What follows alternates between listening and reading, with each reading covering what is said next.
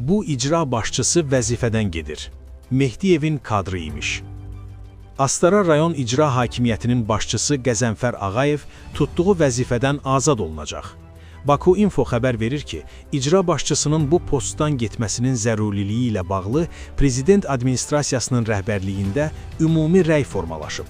Buna əsas səbəb isə Qəzənfər Ağayevin Prezident Administrasiyasının sabiq rəhbəri Ramiz Mehdiyevin köhnə və sadiq kadrlarından biri olmasıdır. Onu da qeyd edək ki, Qəzənfər Ağayev ləğv edilən Dövlət Dəniz Administrasiyasının rəhbəri Qüdrət Qurbanovun qudasıdır. Hər iki şəxs öz karyerasında Ramiz Mehdiyevin himayədarlığı ilə yüksəlib.